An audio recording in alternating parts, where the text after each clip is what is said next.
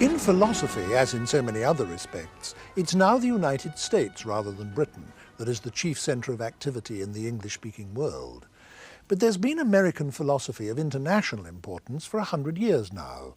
In fact, Bertrand Russell, in his autobiography, describes the Harvard School of Philosophy as having been the best in the world during the late 19th and early 20th centuries. American philosophy of that period is represented above all by three figures who have since attained classic status: CS Peirce, William James, and John Dewey. They are sometimes given a group label, the American Pragmatists, but in fact they are more different from each other than that might suggest. CS Peirce was born in 1839, the son of a professor of mathematics at Harvard. He was trained from the beginning as a mathematician and scientist, and his paid jobs were as astronomer and physicist. Philosophy was something he did in his spare time, until at the age of 48 he retired to devote himself to it entirely. But this, I'm afraid, led to his being sunk in poverty and debt by the time he died in 1914 at the age of 74. He never wrote a book, and a great deal of his work came out only posthumously, when his collected papers were published in 8 volumes. A near contemporary of Peirce was William James, born in 1842 and also educated at Harvard, from which he graduated in medicine. James became a Harvard lecturer in anatomy and physiology, then after that professor of philosophy, and then after that professor of psychology. Among his best-known books are The Principles of Psychology, published in 1890, The Varieties of Religious Experience, published in 1902, and Pragmatism, published in 1907. He died in 1910. Unlike Peirce, he received international recognition during his lifetime. In this context, it's interesting to mention that the novelist Henry James was one of his brothers, and Henry, for part if not most of his life, felt himself under the shadow of world-famous elder brother William. The third and most recent of our 3 classical American philosophers was John Dewey, who was born in 1859 and lived until 1952. He spent the whole of his career as a university teacher, first at the University of Michigan, then in Chicago, and finally at Columbia, New York. Few philosophers of any place or time have had such widespread influence on practical and public affairs. His philosophy of education alone can be said to have had worldwide impact, and he was influential in other fields as well. It's difficult to pick a few books from so copious an output, but perhaps I might mention Democracy and Education, published in 1916, Human Nature and Conduct, published in 1922, Experience and Nature, published in 1925, and The Quest for Certainty, published in 1929. To discuss the work of Dewey, James and Peirce, I've invited Sidney Morgenbesser, Professor of Philosophy at Columbia University in New York. Now let's start right at the beginning of the story. The first of these people in time was Peirce, and it was him who introduced the term pragmatism as a philosophical term. And he introduced it first of all as a maxim for meaning, didn't he? Can you explain exactly what that meant? Well, it was a maxim for clarification of certain kinds of terms, which he called intellectual terms. Yes. It was not necessarily a theory of meaning for all terms or how to analyze all terms. That he also dealt with in a later book, but in this essay, it was primarily a theory of how one analyzes specific terms or specific ideas, or if you wish, sentences in which these terms are embedded. He was motivated to try to tell someone how he can be clear of his ideas, sort of an approach to give rules for clarification, so that if an agent acts, he at least knows the beliefs clearly upon which he acts. That's the motivation in the background. Now, what was the pragmatic criterion of meaning? What was that? Well, I can give it by illustration. You consider the practical effects of the concept, as it were. But let me sort of begin with an example and then see whether we can build up from examples. Right. Let's say if I asked you what you meant when you said something, sugar is soluble in water, I presume you would mean that if I or anyone put the sugar in water, it dissolved. Here, to get clearly in mind what you mean, you would specify, if you wish, some conditional as to what would happen, or what kind of consequences would happen, or what actions or habits the particular entity has that you could activate, as it were, by your action. It relates the meaning of the concept to an actual or possible action, or event, or occurrence. Yes. The meaning would be specified in this conditional. Right. So that Now, if you take a particular sentence in the indicative, like this particular hammer is hard, or whatever we will attribute the predicate hard, here's in the indicative, and the Peircean view is, well, you should be able to translate the indicative into these kinds of conditionals. If it were not possible for you, you really wouldn't have a clear concept of mind. Well, it's just hard, hard, hard. And you would then suggest, or he would suggest, to try to clarify the specific kinds of things that if the particular entity was acted upon, some particular observable consequence would happen in terms of scratching or what would... So to bring it down to ordinary speech, what Peirce is saying is that for certain kinds of concept to be meaningful, then their application in reality must make an observable difference to something.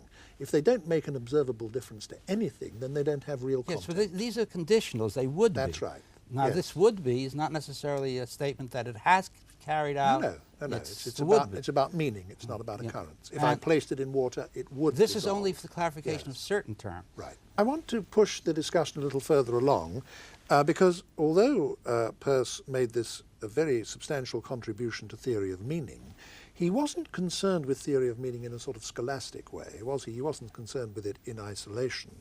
For him, it was all part of a much more general concern with science. I emphasized in my introduction to this discussion how Peirce the man was all his life a working scientist. That's what he was, and he was a logician, and he was concerned to clarify concepts, clarify statements, clarify beliefs as part of a much wider scientific enterprise whose aim was to understand the world and to acquire new knowledge, wasn't it? Yes. Can you put it in that context for us? Well, first I'll amplify some of the remarks about the meaning that you suggested. He said he learned these habits in the laboratory. That's how a scientist gets clear about his terms. And yes. In the 20th century, some people thought that one clarifies terms in that way, which are called operational definitions.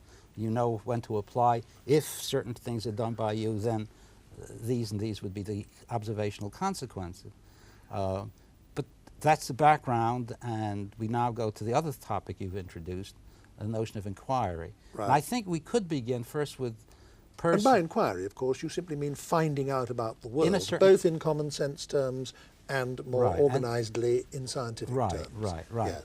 And sort of testing the hypothesis in a suitable way, collecting the hypothesis in a suitable way, having certain rules to tell you when the hypothesis or the inference is a well-formed inference, that when the conclusion follows. It's the whole nuts and bolts substructure of science that we're talking about. But now I think one could begin first with sort of a theorist of ordinary beliefs, or the ordinary believer, and taking the notion of belief now for granted.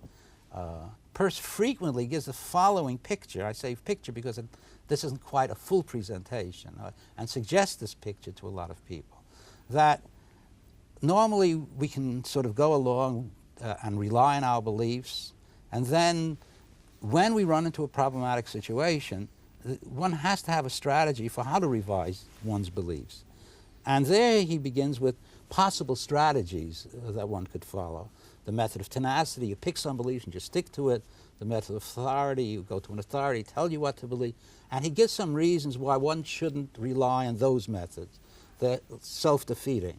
But now the better method is to engage in inquiry and to try to find out by inquiry which particular kind of belief, which is under test, is better than its competitors by actual testing in accord with certain principles. And now, when he does this particular view, he presents another theory, this of how one justifies the beliefs. Thus far, we've talked about the motivation. We engage in inquiry in order to fix our beliefs, and we have to come to a rational decision that we have a right to accept this belief rather than as competitor. In order to act on it and base further work on it, well, to have some particular rules in the background to form well-formulated beliefs about the nature of the world, and then given utilities you act.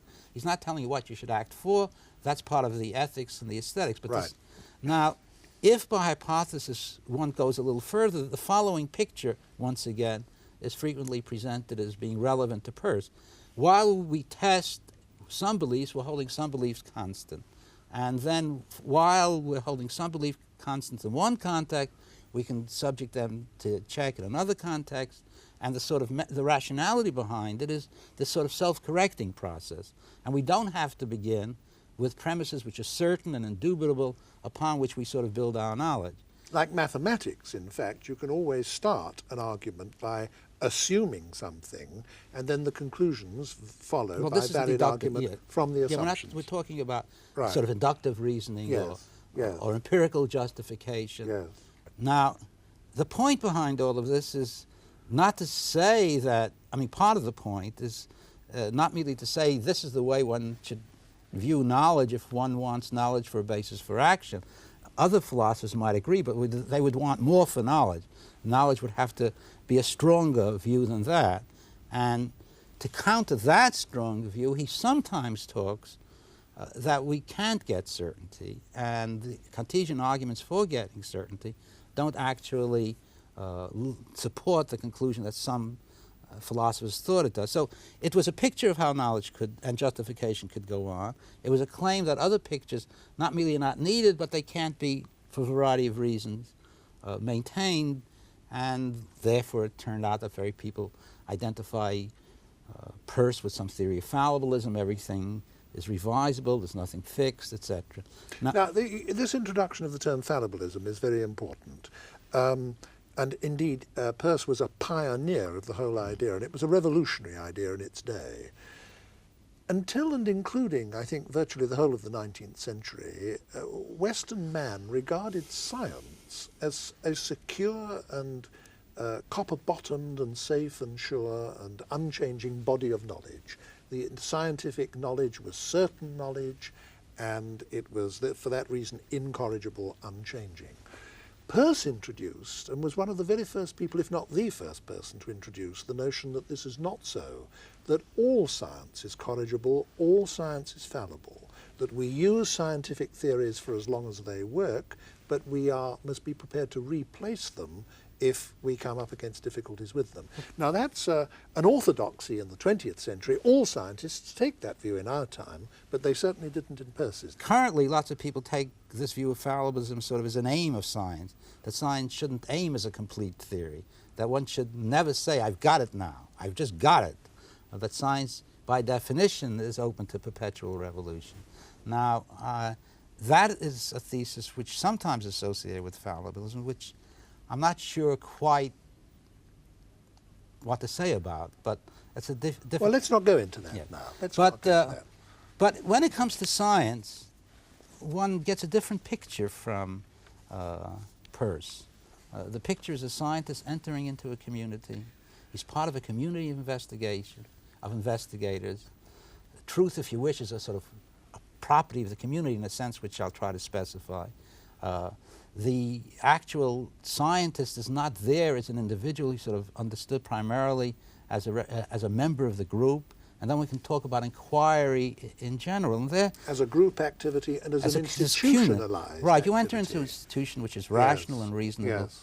And then one engages in inquiry. And Peirce has lots of things to say about the stages of inquiry, as for example, the inductive phase, when hypotheses are put up to test, and the reasons for accepting them as testable. Deductive phase, when they're the consequences are noted, and the inductive phase, when the actual results are assessed. And he has a great deal to say about all of these things, for which he may be credited as a forerunner of diverse kinds of people, like Nagel or Popper, who have differences among them, but would all claim that this is along the lines that he has suggested. So we have this picture of science, and part of Peirce's later motivation is to try to see what justification he can give for someone entering into this kind of a community. But now, given this view of science, and also the view that if one wants to say that science captures the real, or what's out there, one has to sort of take it this way, because whatever the real is, whatever we think is out there independently of us, one can't actually think that it's only accessible to an individual person. The real should be accessible to the community. It's independent of any particular agent. And now the agent and the inquiry, well, what's its goal? And here one has two aspects of Peirce. One aspect is, well, what sense could we give for truth in this particular context? After all, we very frequently think of each individual belief may be wrong, even though I think it's true, it may be wrong, and this way, what sort of guarantee, if you like the word, of truth is there? What concept can we give to truth? And he tries to develop the notion that when we say a given belief is true, what we have in mind is that this opinion actually will survive and be embedded into the final body of science, if that is a correct way of talking. Now, up to this point, we've been talking almost entirely about Peirce, and I want to bring James more centrally into the picture now. It was William James, although it was Peirce who coined the philosophical term pragmatism, it was actually James who made the term generally known among educated people at large, and this was done primarily by his book, indeed the title of his book, Pragmatism, which was published in 1907, wasn't it? Now, what were some of the main themes of this book? Well, the book is a very rich book, and it contains a number of diverse and interconnected theses. First, it's a critique of certain kinds of philosophical positions on the ground that they were not really relevant to the problems of their generation, of his generation, primarily the conflict between science and religion, which was one of the things he and his contemporaries wrestled with for a long time.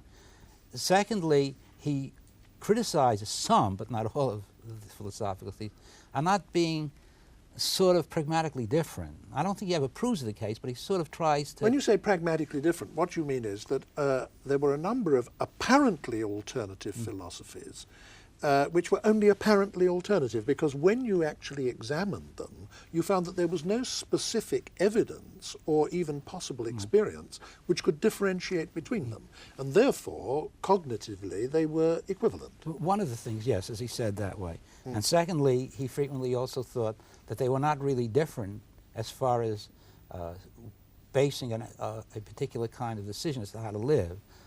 They made no difference for purposes of action. In that particular sense. Now, this, whether or not he proves this is an interesting thing, but I'm not sure he does, but this is the kind of theme that he tries to introduce.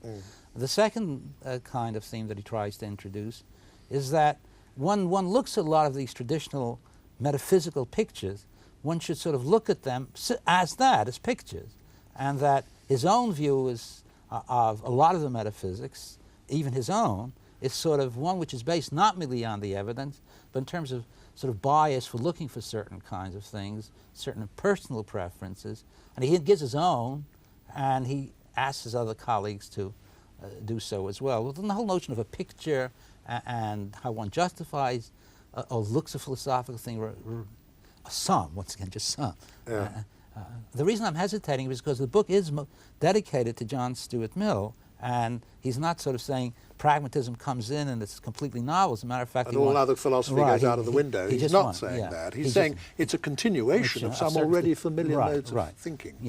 Now, the other theme that he introduces, for which he's been actually both criticized and lauded, is his approach to knowledge, conceptual schemes, and truth, and he also deals with them in other books, but this is central things in this particular book. Now, I'd like us to take up the last of those, because only a moment ago you were giving us quite a long but very interesting exposition of Peirce's theories of meaning and of truth.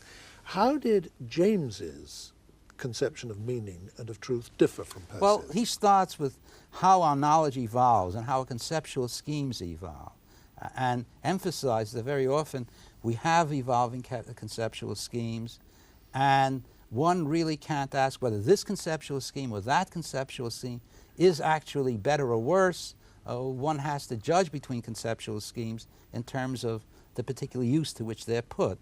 Now, that's one particular thing, the sort of pragmatic justification, not of the notion of truth, but the notion of conceptual scheme. There's also a deeper thing as to whether or not he actually wants to say, and he does want to say, that we can't give an account of our conceptual schemes as sort of merely statements about how the world is independent of us. The way we classify the world is actually constitutive of what we think the world is. We're sort of always thinking from within with our conceptual scheme.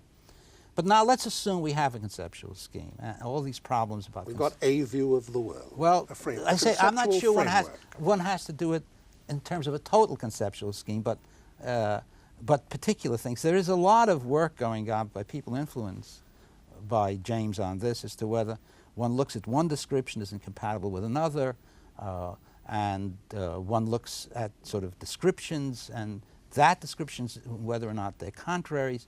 All of these things are being worked on.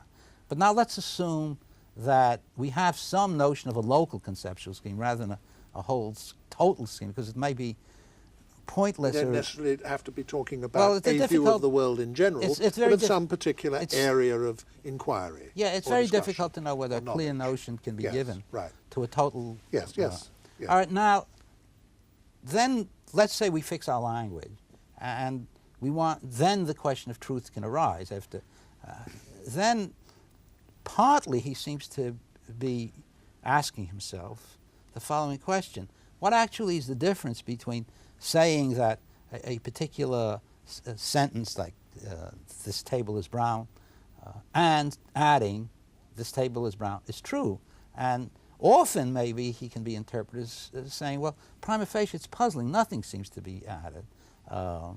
And to say that a sentence is true is to do no more than a certain sentence. Yeah, well, in a way, I mean, this may be a misleading way of putting it, but it's sort of like you can take a theory that way and then ask, well, what is added? And James seems to be suggesting that what is added is some sort of commendatory use or evaluative use, that to talk about its truth is to sort of say about the sentence that actually it's worthy of belief or it's good to believe, and these kind of evaluative predicates. And then he tries to work it out, and he tries to work it out either in terms of verification or in terms of satisfaction. So sometimes he gives some view that the truth can be identified with the verifiable, or the exhaustively verified and verified by an action. One has a belief, one acts on it, and then it leads to satisfactory results. So this actual criticism of James on this point is his use of satisfaction is misleading. It has really nothing to do with truth. It may have something to do with the rationality of action. A person may be rational in believing something, even if it isn't true, but that's a different, maybe agreed to talk about the rationality of action, and for that one doesn't need certainty. But the particular issue under consideration, whether this is an illuminating notion of truth, and to many people, James is misleading how he works it out, but this general approach could be, at least in part, suggested for truth. The picture very often James once again gives is that or should give, is that in certain contexts, on certain kind of canonical conditions, if a sentence is verified, then the question of truth may actually disappear. The gap between truth and verification might disappear or be identified.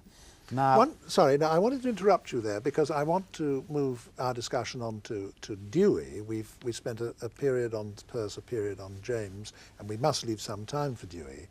Before we leave James, what I wanted to do was to put in a word of commendation for his writing, his prose style. I think that James is, and it needs to be said in this program about him and others, that he is one of the great writers of philosophy in the history of philosophy. Some wag once said that when you read William James's books and you read Henry James's books, you realize that Brother William was the natural novelist and Brother Henry was the natural philosopher. And the point of that joke is that William James's writing actually contains all the qualities of great creative writing. It's imaginative, it's full of surprise, it's ingenious, it's full of striking metaphor, simile, imagery, and so on. And I do want to say before we leave him that anyone who is stimulated by our discussion to go away and read James is in for a serious pleasure. Well, may I add to your remarks? Yes, do. I mean, all these three men seem to me, but in some sense remarkable, in some sense worthy of respect. But I'd like to fill out some of the things about Peirce. He's sort of an awesome figure. The tremendous issues and the variety of issues that he dealt with, logic, inquiry, a certain kind of metaphysics, He's been called by some people the Leibniz of America. Well, when I looked him up in the current issue of the Encyclopedia Britannica for this program to check a date, I saw that it says about him that he's the greatest intellect yet produced by the Americas. Now that's an astounding claim to make for an individual. Well, I merely also... I'm not asking you to underwrite it, but it is an extraordinary claim. He seems to me an awesome figure. Yes. James is one of the great, lovely, admirable figures in the history of philosophy. He's a person, he's warm, outgoing.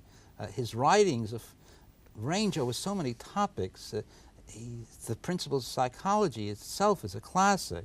It's still being read and reread by a great number of people, even when they disagree with James on his specific views about psychological matters. They find him very interesting and very insightful.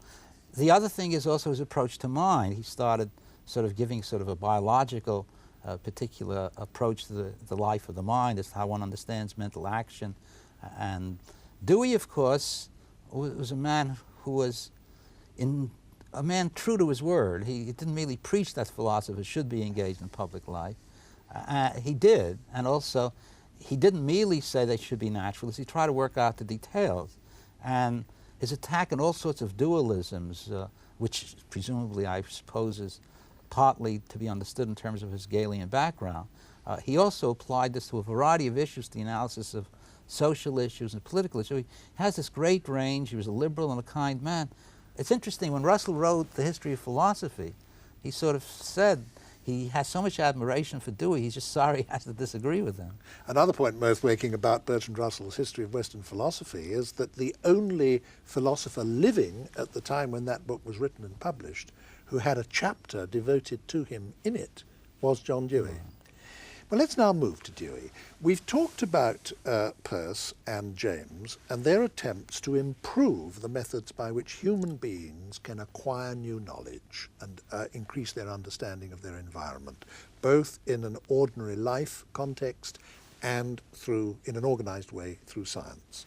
And we've talked about how this involved them in, among many other things, clarifying exactly what it is we mean by the concept of meaning, clarifying exactly what we mean by the concept of truth, and finding what the proper functioning of these concepts is within an overall conception of inquiry, whether in ordinary life or scientific inquiry. Now, that's the position up to which we've taken the discussion now. Now, Dewey, the real starting point for Dewey was enormous impressedness with the success of science. He saw that this science that we've been talking about over the last 300 or 400 years has supplied mankind with far and away its most reliable knowledge, far and away its quantitatively biggest amount of reliable knowledge. It's a huge success story, almost unprecedented in the cognitive history of mankind. Well, in fact, unprecedented. Now, thought Dewey, what is it about science that gives it this fantastic success? And is it something that we can apply to other areas of life, notably the social sciences, political life, social problems, and so on, with the same rich success? That was really his starting point, wasn't it? Can you take it up from there? He gave some reasons, if you wish, for the success of science, at least in the sense that science couldn't have been successful unless there was some possibility of continuation, and there's certainly science being institutionalized, its habits being institutionalized, and men and women engaged in cooperative research. So, yes, but what really struck Dewey about the successfulness of science wasn't due to its institutionalization, was it? It was due to its method. Yeah, but the method is institutionalized. You think the institutionalization is well, part in of a the way, method? okay. Yes. I mean, yes. no, part of the notion, no. I should be clear. Part of the method is the method of drawing inference, but also the method of cooperative research and how one engages in kinds of decisions about cooperative research. So he gave some particular explanation of the social support and some particular explanation in terms of this method. Scientists could engage in cooperative research were it not this agreement on how one can adjudicate conflicting alternatives. The scientific community would not remain stable.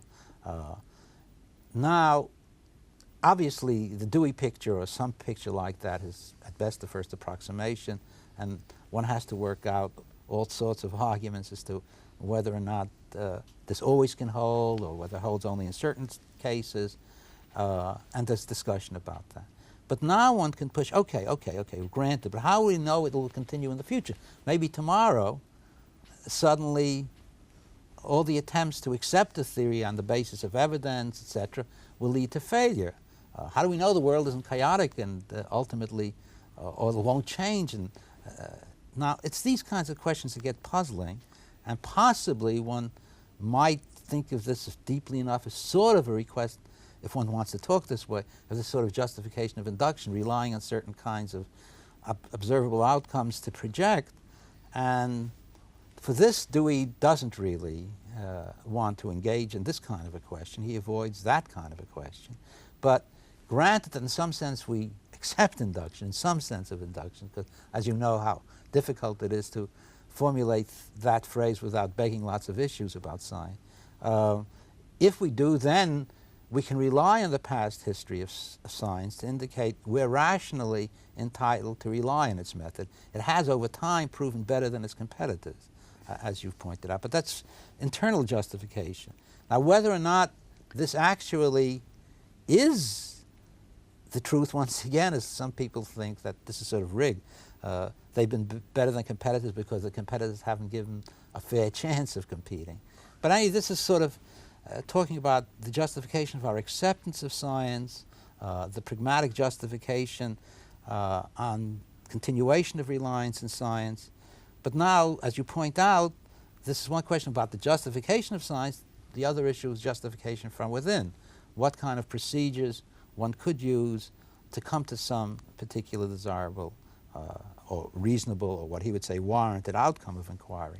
This interconnection with formal rules, contextual factors. In his formulation of a view of scientific method, he rejected what he saw as being the most common of all the predecessor theories, and on at least one occasion he designated that as the spectator view of knowledge. He said that Western man had made one fundamental error for hundreds of years in his philosophy by thinking of man as a spectator on the world. The world is something that we look at, that we observe, and through our observations we acquire knowledge of it. That whole model, said Dewey, is entirely misleading because we are not spectators, we're agents. We are biological organisms living in an environment in which we've got to survive. Knowledge is just about the most important and useful single tool for survival that we have in this situation, because it confers understanding of our environment, and that confers a certain degree of mastery of the environment. So we're not spectators at all. We're in amongst it, having to act all the time on the basis of beliefs right or wrong, or imperfect or inadequate as they may be. And it's in that situation that we're trying to acquire understanding and knowledge and proceeding with our inquiries. So his whole view of scientific method and of the acquisition of knowledge and the growth of knowledge was seen from the standpoint not of a spectator, an observing subject, as previous philosophers had so frequently said, but from the standpoint of an agent, wasn't it? Well, a great number of themes in Dewey are captured by your analysis, but a lot of these themes are not merely theses about knowledge. It's also theses of how one understands a particular, as I say, a human being naturalistically. It's to avoid certain kind of dualisms, that one could sort of think there's a mind and a body, and one looks for their interconnections. And it turns out actually to be very, very naturalistic. Humans are organisms. One learns about human organisms in terms of how they act and interact with the world. And he's always given this action and transaction. That's part of Dewey's general philosophical anthropology, if one wants to look in terms of part of his quasi-behavioral analysis of mental concepts, and also part of the notion is one has to look for institutional factors, or the culture in which one lives, to explain certain kinds of judgments and to explain why certain kinds of perceptual judgments are made. Also, in relationship to the theory of knowledge, he wants to get away from another kind of picture that's frequently been associated with the pragmatist, namely that men are primarily acting and reacting on the world and trying to improve it. And he wants to say no, and he gives lots of theories, lots of theses, to show how knowledge is sort of comes under special circumstances, where the demand of inquiry comes about. It's not that we're always inquiring. To use a loose phrase, we're in the world in all sorts of ways, and Dewey tries to specify it.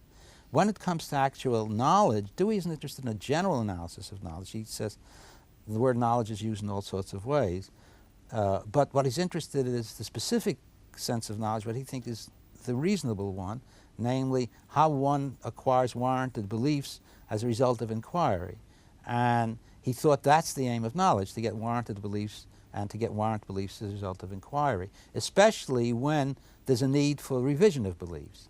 Now, secondly, he wants to get away from this view which you call the spectator theory of knowledge, in another sense of the spectator theory of knowledge, namely that belief has certain kinds of objects, knowledge has other kinds of objects, and that if we can get certainty, we can't sort of have certainty about these specific objects which are sort of transitory, and if we're going to get knowledge which is certain, we have to get it knowledge by being sort of suitably cognitively related to a certain kind of entity.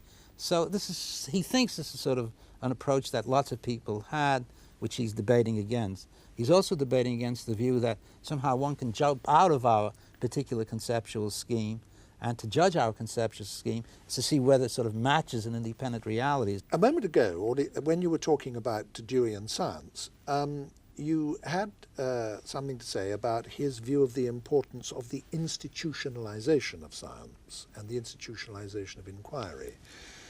And in fact, Dewey, one striking characteristic of Dewey as a philosopher was that he attached very special importance to institutions generally, because he regarded all pursuit of knowledge as really essentially a species activity, an almost biologically based species activity. And he also thought, in the special case of science, that one reason for the great success of science was its institutionalization of criticism. So he had a lot to say about institutions in general and their role in society. Now, his philosophy had a great impact on institutions, didn't it? And in particular, I mentioned right at the beginning of this program, he had a special impact on educational institutions throughout the world, not only in the United States. Can you draw our discussion to a close by just telling us something of what Dewey's impact was on education in his own time and subsequently? Well, he approached his approach to institutions, as you pointed out, was sort of multi-layered, and he frequently thought that given institutions are frequently justified by certain kinds of, let's say, ideologies, and they're frequently justified by certain assumptions about what humans are, and he thought that a lot of the actual justifications could not actually be warranted. The pictures they give of man are actually pictures of man as they are under those current situations, and not as a picture of what man could be. Secondly, they're frequently in the justification. You mean the picture of man that certain institutions provide are in a sense circular, because they are pictures of man as he is living within those institutions. Right. Yes. Secondly, that a lot of people believe that you can only justify claims for institutional arrangements by actually seeing whether or not these things ultimately rest on sort of value questions, and one has to prove that these particular value judgments are ultimate, and etc. He tries to, well, this is part of his general theory of ethics, in which he wants to show the continuity between justification and ethics and justification and morals. He was always against the view that there was a dualism between fact and value. And then the role of the philosopher is to criticize some of these particular kinds of doctrines, and secondly, try to have something to say about the concrete institutional arrangements that were made at that time. And so what he does in this book, a number of his books, is take for granted— Which book? You haven't named Democracy the book. and Education, Yep. and previous writings, that's the classic, is to take for granted that a theory of education should be contextually relevant, that though there are invariant features of human life, there's no unique best way of organizing them. And the problem is to rationally discuss what institutional requirements are necessary under these specific conditions. Now, so part of the criticism of traditional philosophies of education was that they're frequently justified on dubious psychological assumptions. They're frequently justified on dubious meta-ethical things of how things could be justified. And he then shows, at least to his particular kind of satisfaction, that those are previously used to justify certain claims about education. Also, they're based on dubious psychological theories about effort, about emotion, about discipline, and doing those, he introduces his own positive theories as to how discipline comes from being involved in the activity rather than necessarily the reverse. He was a pioneer opponent, wasn't he, of the old-fashioned idea of education that saw it as something imposed on the child by discipline, by almost force majeure from without, and saw the essence of education as being something that had to go along with the growth and development of the child, had to be from within, had to have the child's interests and energies, so to speak, flowing with it and working for it. Right. Thank you very much, Professor Morgenbesser. Thank you.